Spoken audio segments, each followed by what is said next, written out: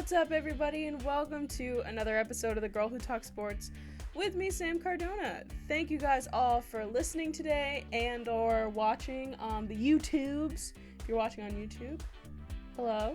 You can see me in the recording waving.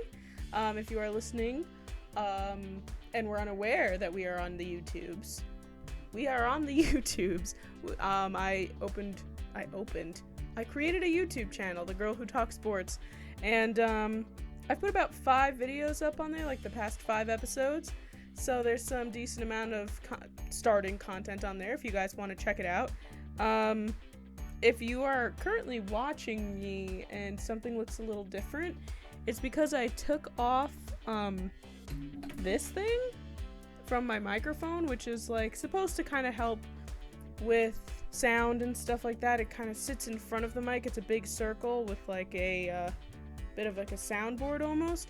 I took it off and I put instead this foamy thing on top of my microphone to see if the sound changes at all, because this one was really bothering me. So we're gonna see. So right now I just have the mic in front of me with a little foam top. So that's, if you're thinking that something is different, that is the thing. And also my hair is slightly damp because I just took a shower. So lots of differences from the previous weeks, but so we have a great show lined up today. We got a bunch of stuff to talk about. Before we get into that, of course, don't forget to subscribe or follow or whatever it is that you do on Apple Podcasts, Spotify, Google Podcasts, Pandora, wherever it is that you get your podcasts from, as well as leaving a review on any said podcast apps, or Apple Podcasts is a good place to leave a review. If you'd like to do that for me, I would greatly appreciate it.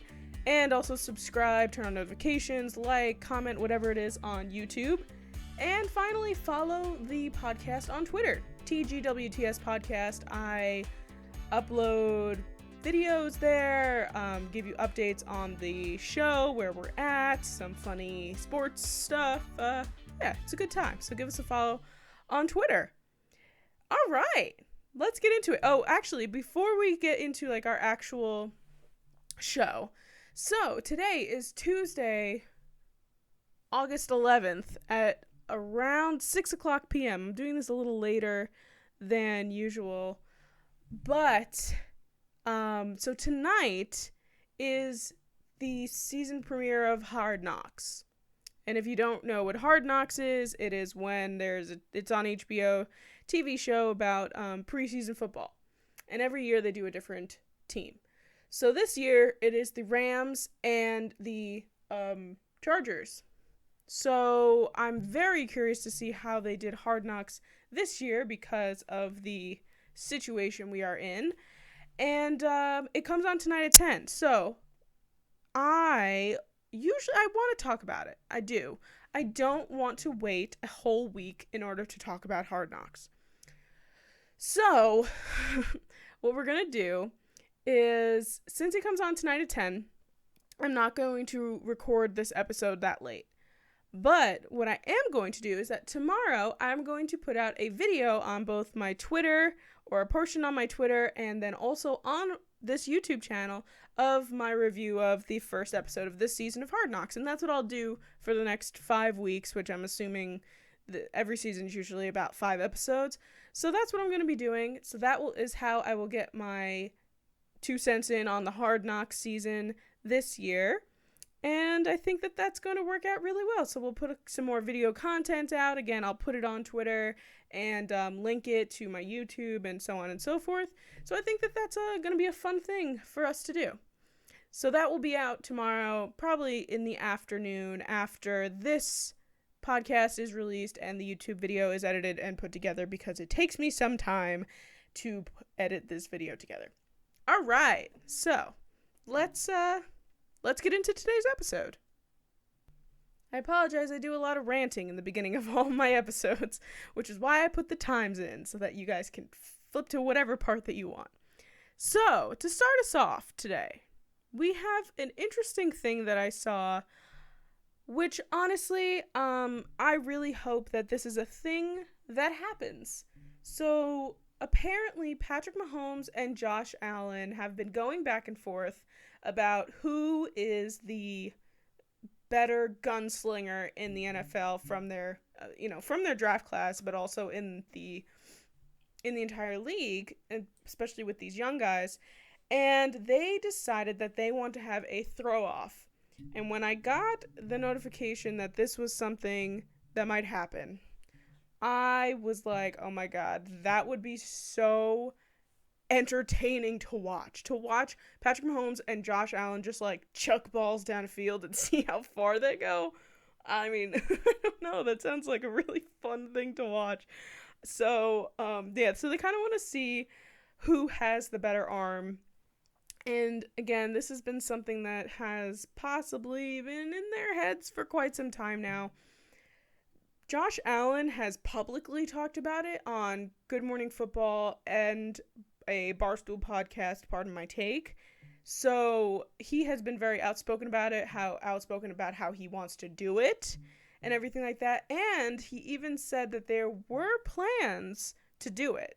He said that there were plans that they were going to do it this summer. However, amid COVID, they decided not to do it. But now this is a very easy thing to do while social distancing. Let me tell you.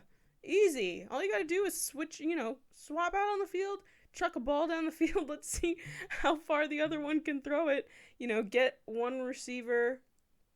Or actually, no, I wouldn't use receivers because, they can stop it. So I would just kind of throw it and let it hit the ground, and wherever it hits the ground, that's where it lands.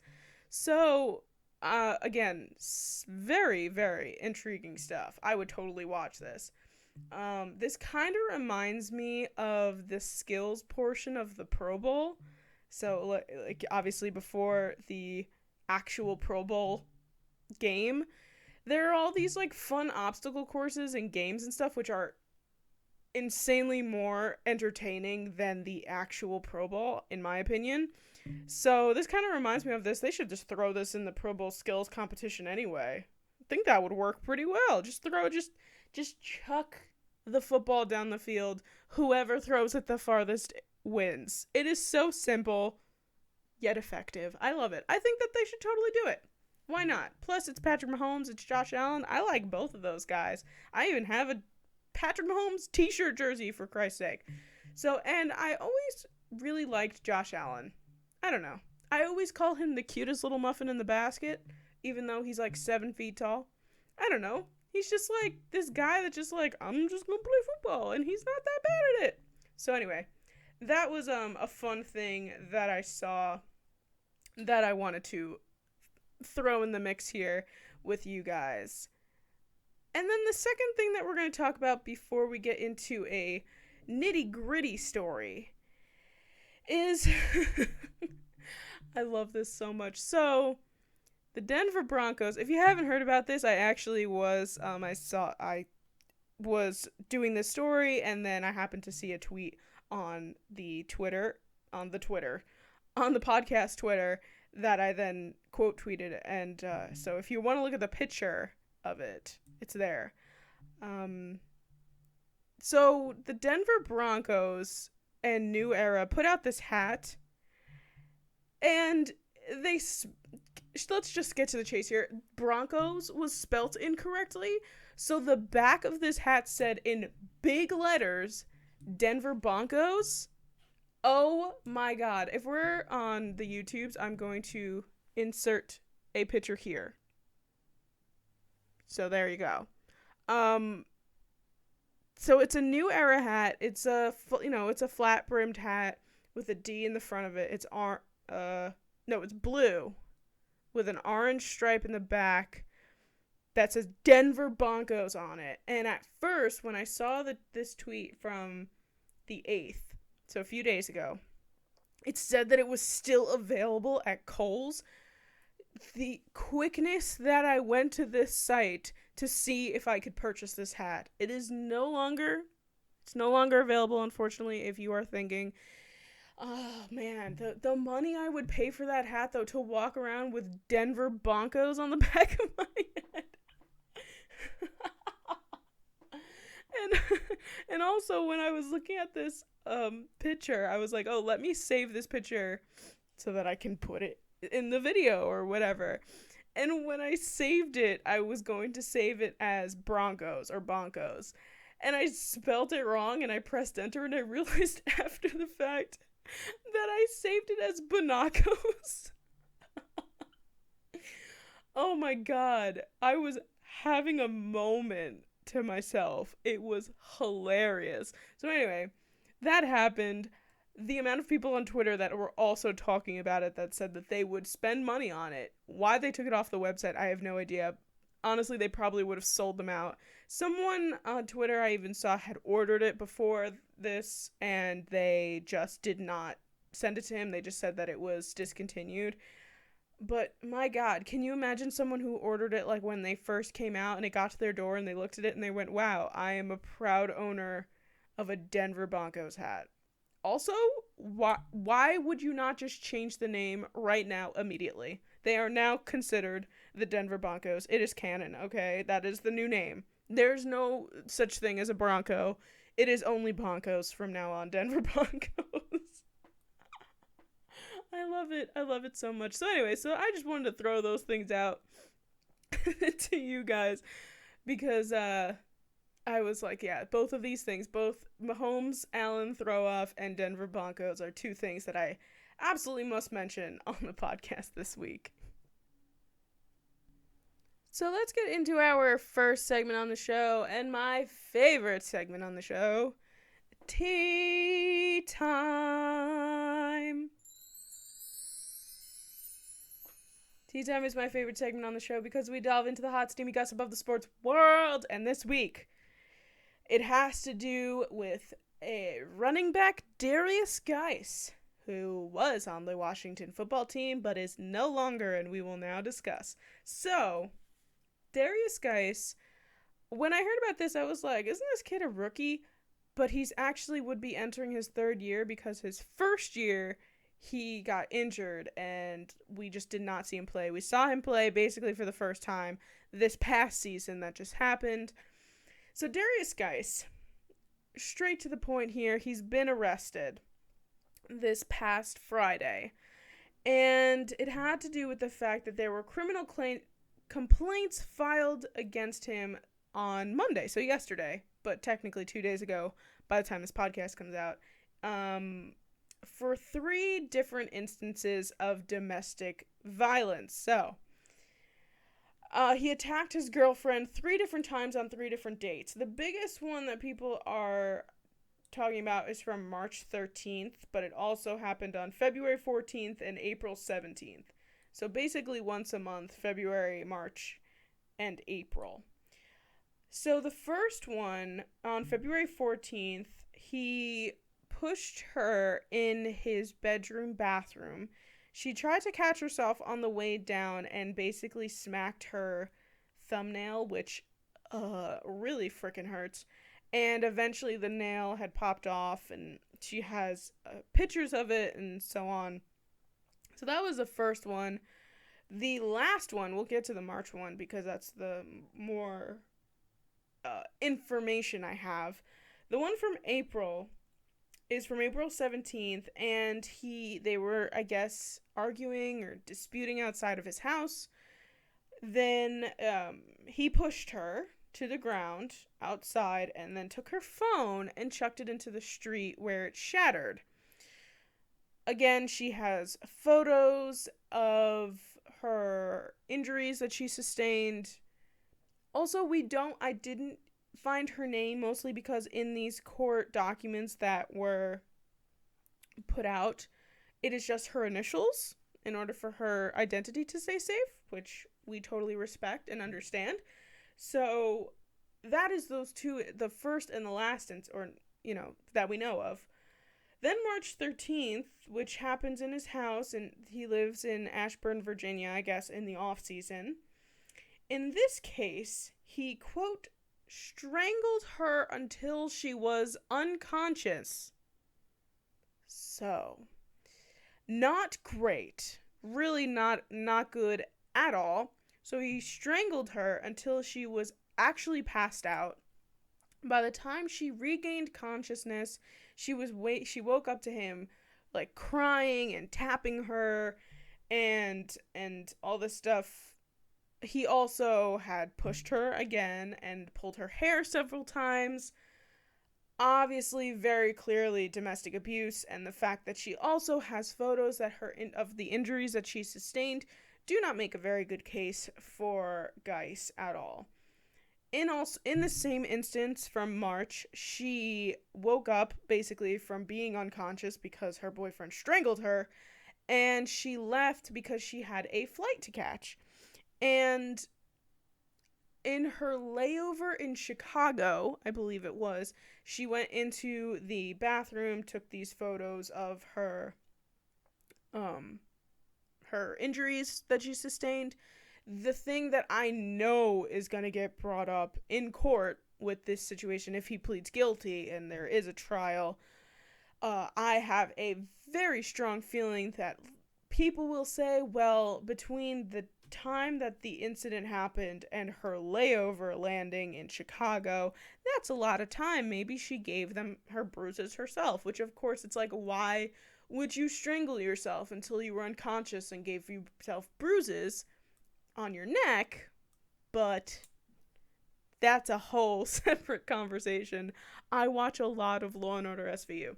So, again, 1 count felony of strangulation, 3 counts of assault and battery, and 1 count of destruction of property because of the fact that he tossed her cell phone, or not tossed, I should say, chucked her cell phone into the street where it shattered. So it's very obvious that this woman was going through something horrific, which is super awful, and you might be thinking, well, Sam, what happens to Derrius Guice now? Being a running back on the Washington football team. I will tell you, I have that information. Ron Rivera had decided on Friday, the day that he got arrested, that he would be, or the team would be releasing Guice. So Derrius Guice is no longer a running back for the Washington football team. And I just want to just mention really quick, and I know last week we had a very serious topic that we went over, which were the sexual assault allegation, or the sexual harassment and verbal abuse allegations that were coming out of the Washington football team organization.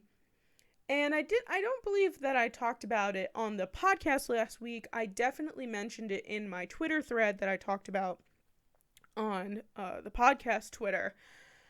But Ron Rivera's character is really something else. And Ron Rivera came out and said, oh, well, I have daughters, and I have daughters that are part of the organization, so this really is not good. And as much as people are going to say, and I even said, the fact that he's taking it more seriously probably because he has a daughter in the organization and how he feels afraid for her, is a little questionable, but the good thing out of that is that his mindset is still in the right place. And then the same thing here, I mean, Ron Rivera, they barely took any time to discuss this. Ron Rivera was just straight up like, you know what, he has bad character, he's been arrested for domestic violence on 3 separate accounts. It seems very obvious that he is not the person that we should be having on our team. It's time to let him go, despite being a good football player. So I just want to Ron Rivera. I've always liked Ron Rivera a lot, and I condemn his character a lot. And also, when he was the coach in Carolina, they took Guice off of their draft board because he had knee issues, which check, and he had a character issue, check. So Ron Rivera and the Carolina organization thought that one out, and they were like, yeah, no, we're not going to pick that guy up. Something might happen because of it. And there you go. Just goes to show. So is this something that, again, needs to be discussed? Domestic violence in the NFL or in sports in general? Yeah. Definitely, but as of right now, we can save that for another day. And we can just leave off the tea time here. All right, actually, in terms of leaving off the tea time, we are going to do just a little something else, and that is a tea time update. So for our tea time update, we have a story that we have spoken about now 2 or 3 times, and that is the Deandre Baker Quentin Dunbar story, which has been in our tea time now for quite some time. We've been discussing this whole situation for some time. And again, if you are unfamiliar with the Deandre Baker Quentin Dunbar situation, both of these men were arrested for robbery, and they decided to conduct this investigation. Someone just dropped something upstairs. And now we have more of an update, and probably this is going to be the last of what we're going to be discussing about this, because it seems to be finalizing itself up. So, Deandre Baker, who is a New York Giant, I'm not a fan. Not a fan of this guy, it seems. He was formally charged with 4 counts of robbery with a firearm. And Quentin Dunbar has no charges against him due to insufficient evidence, and then because of this, because he is now basically just let go, he was why can't I speak today? He was removed from the NFL exempt list, which Deandre Baker will not be getting removed from. He is facing 10 years to life for each count. That's 3 counts. Sorry, 4 counts. 4 counts. 4 counts of robbery with a firearm. So if let's take the minimum out of each of those, so 10 years for each count, that's 40 years in prison. Not thinking about the fact that it might be more than 10 years. So the minimum amount of time it seems that Deandre Baker is going to get is 40 years in prison, which is wild. Really crazy. Real crazy. So that is that update, our tea time update with Deandre Baker. Really, I mean, the only other thing I might update you guys again on this whole situation would be how much jail time he is going to be receiving. And, maybe we keep an eye on Quentin, see what he's doing. See, because he's going to be playing, I think. I'm assuming. So, that's our tea time update. Alright, so we're going to get into our segments on today's show.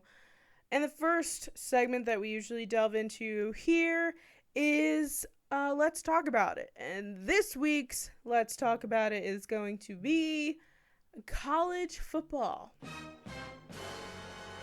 Right, because there's a lot of things going on in college football at the moment. So we'll start with the big news first, and this news dropped. I still have it literally sitting in my notification center. It's from about an hour ago. So around 5 o'clock this published. And Pac-12 and Big Ten, the 2 of the conferences in college football, have called off fall sports, including football, and will look for options to play in the spring. I also have something here that says Nebraska football coach, president, and chancellor released joint statement after Big Ten postponed all sports season. I believe Nebraska wants to play football. So, not sure how you're going to be playing football if there is no football to be played. So, hopefully, college football will be happening in the spring. I don't know how that's going to affect other things. I mean, if NFL football season goes as it does and, goes through the winter and does its thing and finishes up in February, it'll be a nice thing to be watching in the spring, I suppose. But a lot of people are upset about college football not being played this year. And we have also a movement, if you will, by the college football players. on Sunday night, players from all 5 major conferences made this statement on Twitter, including Trevor Lawrence, who is the Clemson quarterback, who a lot of people know about because he was quite young when he won his first championship. I believe he was a freshman. So, again, among dozens of other players that have come out and said that they want to play football. And they have this desire to play this season, and that there are things that need to be done in order to guarantee their safety and the fairness of the game. And I have the tweet pulled up here. So there is a graphic that I saw, the Trevor Lawrence tweet, and it's got each of the 5 conferences on top, and it says hashtag we are united, hashtag we want to play. And this is what the whole graphic says. We all want to play football this season. Establish universal mandated health and safety procedures and protocols to protect college athletes against COVID-19 among all conferences throughout the NCAA. Give players the opportunity to opt out and respect their decision. Guarantee eligibility whether a player chooses to play this season or not. Use our voices to establish open communication and trust between players and officials. Ultimately create a college football players association, representative of the players of all Power 5 conferences. So basically they have just given their demands. They want to play football. If you don't want to play football, you can opt out of the season, and they're respectful of your decision. And there's a lot of things to consider here. So college sports and professional sports are very different, especially in the midst of this pandemic. So if you're thinking about it, and I've made myself very clear about the fact that, like, obviously last week we talked about baseball and how I think that we should just shut the whole thing down because it just doesn't seem to be working.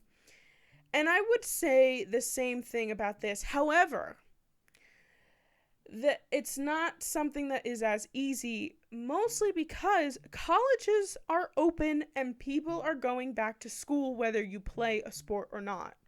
So several of my cousins, just people that I know that are younger than me, my boyfriend's sister, they all are going back to college. And the way that I've heard from several people now is that they're going to school, they're going to be in person, in classes, and when they come home, it'll be at Thanksgiving and the rest of their classes, and their finals will be taken online until the end of the semester. So to say, oh, well, we can't have college football because we'll just not do it this year. The other side of that, to be a devil's advocate here, is like, well, they're at school anyway. A lot of these people dorm at college. They're going to be in contact at school. And again, I realize, like, sports, contact sports, there's the difference there. But, you know, baseball players aren't staying in a dorm. I mean, I guess you can consider basketball to be in this bubble in dorms almost. But it's just, there's a lot of different things to consider here. Also, a lot of the professional sports players were making a big fuss about wanting to play because they want money, because that's their job and they need to get paid. On the other hand, college footballs are not paid. And there's the huge discussion about that, but that's for a different day. College football players are not paid, therefore they want to play because they want to play. They're not playing because they want to get paid. Their whole thing here, and again, I understand why they want to play, because especially if you think about juniors and seniors who this might be their last year to get drafted into the NFL. I mean, if you don't play college football at all, then, like, I understand that part of it. It's that they don't want to lose their shot. And it makes sense. It really does. Again, though, like, to think about the well-being of others and this whole thing and going into the colder months, like, it's just doesn't seem like the best idea because COVID is the second wave is coming. This is August. This is our last like warm month, like half of September and into October. It's going to start getting colder. Flu season is coming. There's going to be a second wave. It's just going to happen. It's just going to happen.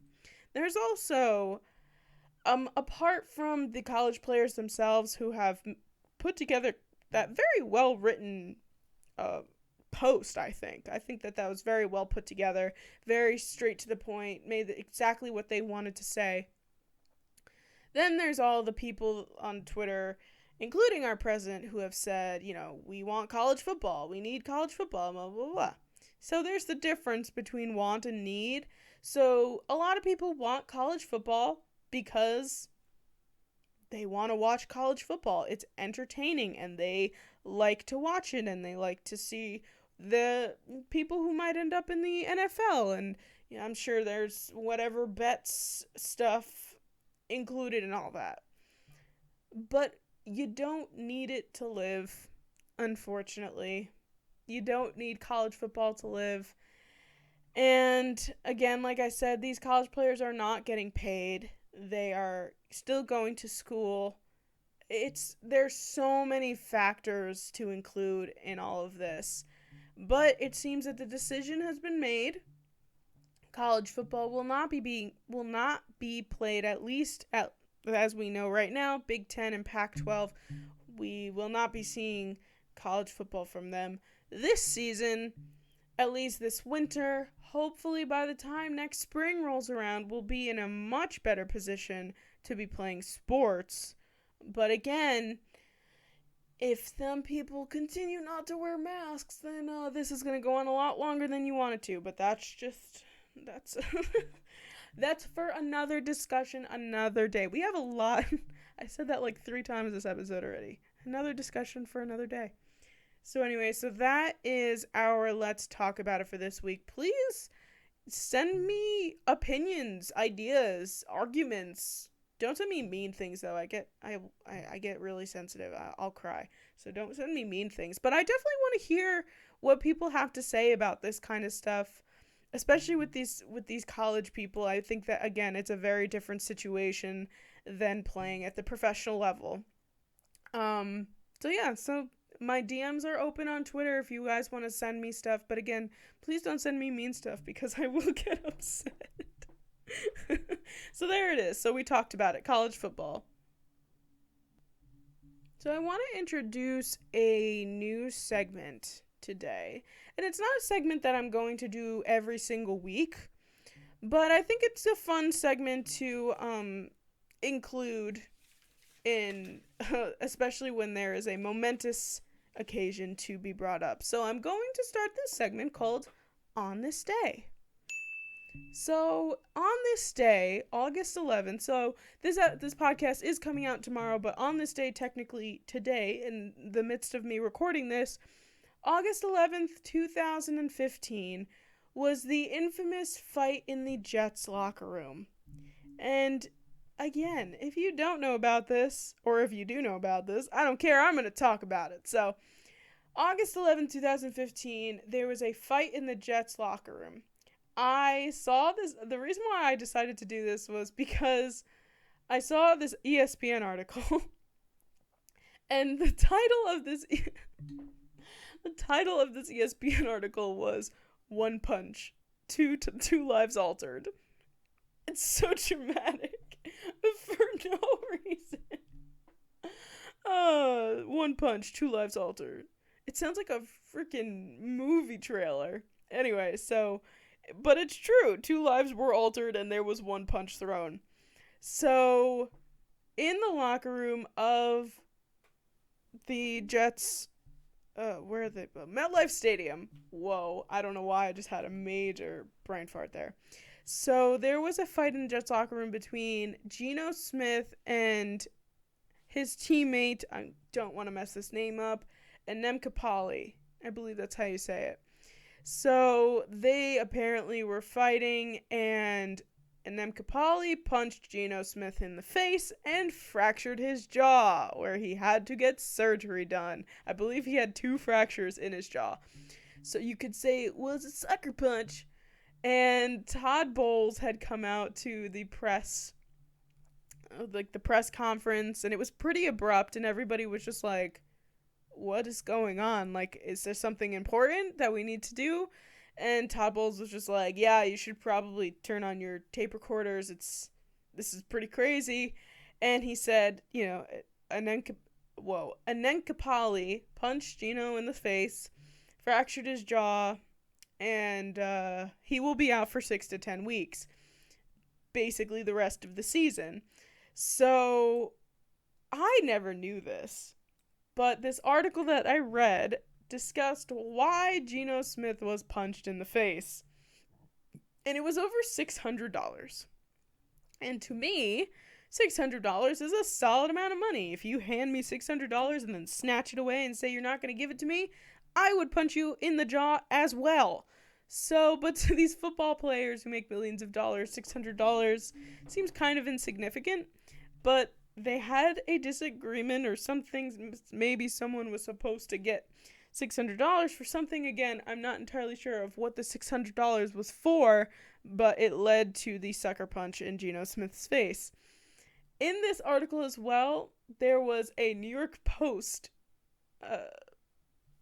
the back page of the New York Post, and the headline is the most New York Post thing I've ever seen in my life. It was jaw and disorder.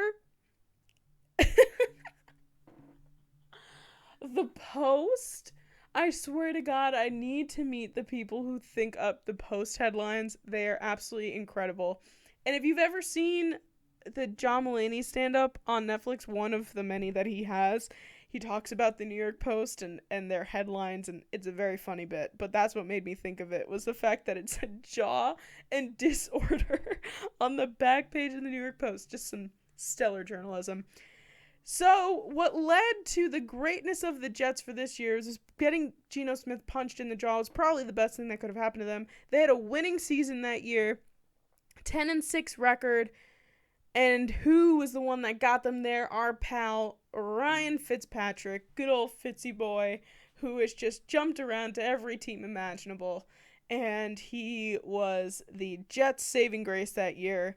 I mean, a 10-6 Jets record. It's not. I don't think that they've had a record that good since this happened. I don't think so. I don't think they've had. Maybe they have had a. I don't even know if they've had a winning record since then. Anyway, so that's our on this day, August 11th, the Jets fight. And if you have any other interesting dates, again, let me know. I'd like to do this segment a little bit more. I think it's fun. I think it's a good time, but don't give me like boring ones. I need stuff like this, all right? Like good stuff. Good like we'll have like a National Butt Fumble Day or something like that. Also the Jets. But so that's what happened on this day 5 years ago. Just incredible stuff, really. All right, tweet of the week. Tweet of the week this week, we are going... Oh, right. I almost forgot what the tweet of the week was. So I have the screenshot here. So this is a tweet that was then quoted, and the whole thing is our tweet of the week this week. So recently, this was from yesterday, I believe. Yeah, August 10th. So this is from Monday. And Field Yates tweeted, the NHL has now administered 18,514 COVID tests over the past 3 weeks without a single positive result. Very impressive. And that is very impressive. And congrats to the NHL for figuring stuff out. So, our pal Charlotte Wilder, who I've talked about, and she's been our tweet of the week several times on this show. For good reason, because she has some stellar tweets. So she quoted this tweet about the COVID tests in the NHL and said, maybe the sport should govern us, IDK. Maybe, but also, if you think about it, hockey is happening right now in a bubble in Canada, so technically they're not even in the United States, so maybe that's why they're doing so well. But that is our tweet of the week this week. Congrats to the NHL for not having one positive result in the past 3 weeks. That is extremely, extremely impressive, like Field said. And that is our tweet of the week this week. And we're going to end it off with our feel-good story of the week, which I also need my phone for. And this week, I saw this on the Twitter, which was also super exciting. So, obviously, as many people know, you cannot go to baseball games, all these sports games that are happening, have no fans. They've had virtual fans, which are very fun. The NBA virtual fans are hilarious. Love it. So, but in baseball, there are no fans in the outfields. They have some behind the plate for aesthetic purposes for the camera, but none all the way in the outfield. So, but the ball was hit by, oh wait, I don't have the person who hit it. But the Pittsburgh Pirates were playing. Anyway, long story short, a ball was hit out into the outfield, and the ball was a home run, and it hit a seat in the outfield. So something that they decided to do, which I thought was really cool, was send this lovely letter to the person who the seat belonged to. I assume they were season ticket holders. So it says, surprise. During a Pirates home game, a foul ball landed in your seat at PNC Park. Robbie Inkimaski, sorry, at AT&T Sportsnet happened to grab it for you, and you'll find it enclosed. We wish you could have been there in person and make the catch yourself. Hopefully we'll see you back in your seat at PNC Park in 2021. But until then, enjoy this momentum from the 2020 season. Thank you for your constant support and loyalty to the Pittsburgh Pirates organization. Let's go, Bucks. The Pittsburgh Pirates. And they sent him the baseball that landed in his seat. And I think that that is just a lovely thing to do and should be done by every organization if they knew who was going to be sitting in that seat. I just think that that is just amazing, incredible, love it, feel good story of the week this week. And that, wow, I felt like that went by really fast, but that's our show for this week. I guess we didn't have as many stories to discuss today, but yeah, that's it. Bye. No, I'm just kidding. So thank you guys all for listening today. I appreciate you all. And don't forget to obviously subscribe and follow Apple Podcasts, Spotify, Google Podcasts, Pandora.